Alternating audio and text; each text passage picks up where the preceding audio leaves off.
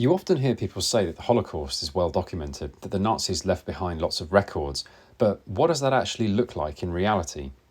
Here's a really important example. It's a telegram from SS Major Hermann Höfler to SS Lieutenant Colonels Adolf Eichmann and Franz Heim.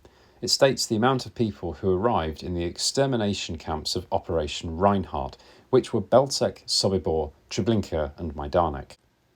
The telegram was sent on the 11th of January 1943.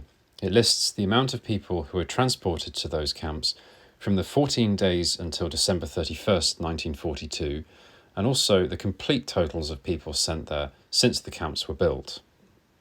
In total, 24,733 were sent to Lublin, or Majdanek, 434,508 were sent to Belzec, 101,370 were sent to Sobibor, and 713,555 were sent to Treblinka.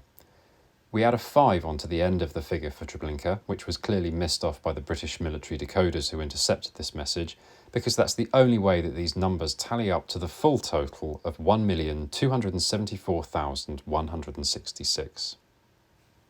Now, this telegram and these figures are really important, not only because of everything we know about camps like Treblinka and Sobibor, but because they appear in the Korher report.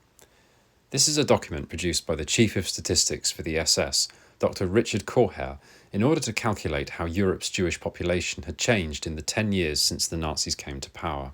The first edition of the report was given to Heinrich Himmler, the chief of the SS, in March 1943. It stated that the Jews sent to these camps were given Sonderbehandlung, which is German for special treatment.